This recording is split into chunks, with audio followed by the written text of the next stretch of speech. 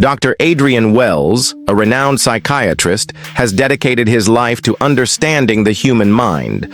But when he takes on a peculiar patient suffering from vivid hallucinations and memory loss, he soon finds himself trapped in a nightmarish descent into madness. What begins as a simple case study unravels into a psychological and supernatural terror that threatens to consume him whole.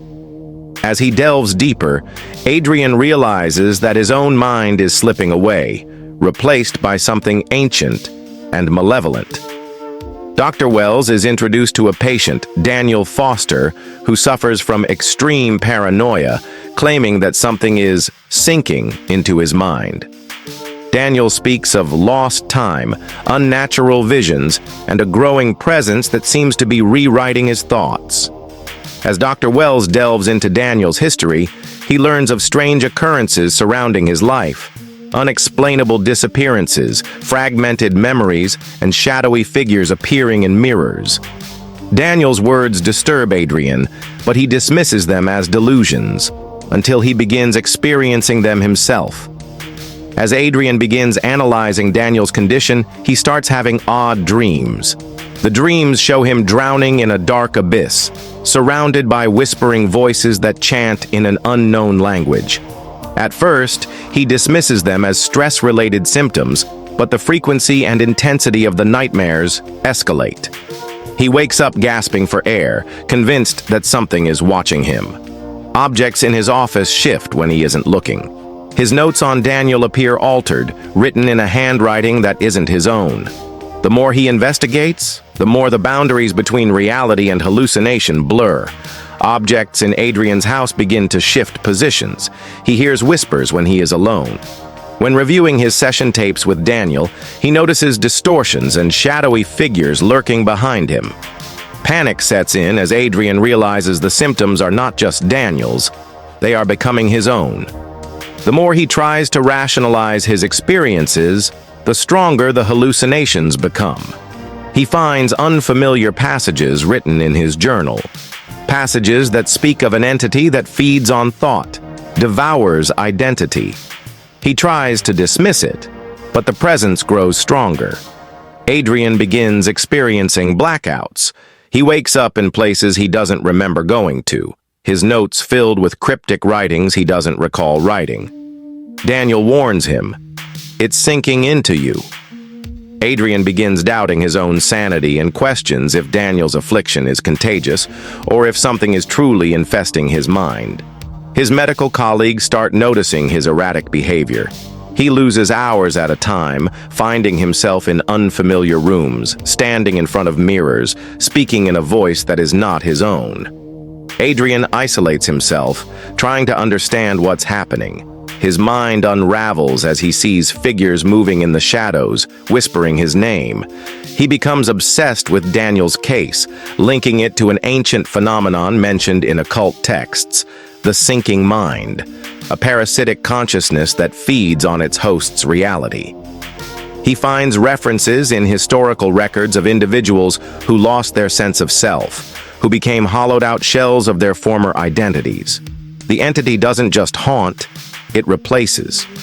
Adrian fears that he is next.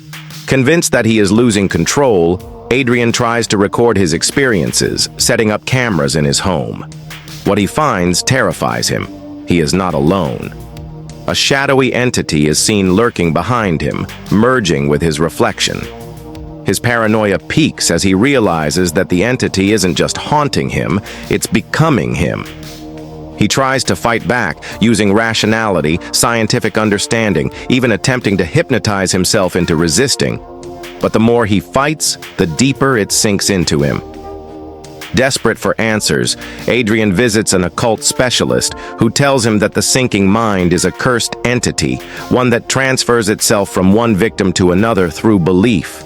The more one acknowledges it, the deeper it takes hold.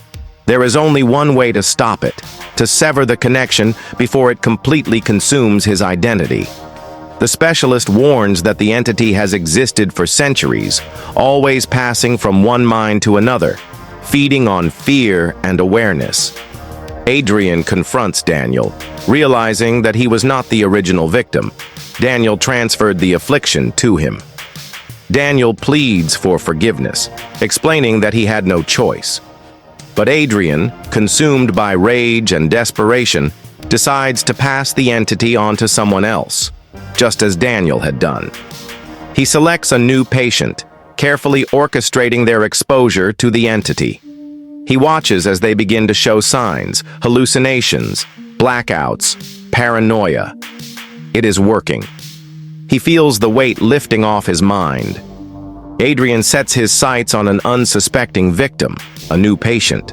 He fabricates a case study, leading them to believe in the entity. As the patient begins showing signs of infestation, Adrian feels relief. His mind is clearing, the whispers fading. He has escaped, but at what cost? He tells himself it was necessary, that he had no choice. But guilt gnaws at him, and an unsettling doubt lingers. Did he truly rid himself of the entity, or did it simply find a new way to hide? Adrian feels relief, but only briefly. As he looks in the mirror, his reflection doesn't move. A voice whispers from the glass, "You let it in." Realization dawns. He never truly escaped. The sinking mind is still within him, waiting, watching. And now he understands. It can never truly be passed on. The story ends with Adrian staring at his reflection, unable to move, trapped in his own mind as the entity fully takes over. The whispers grow louder, laughter echoing in his skull. The cycle continues.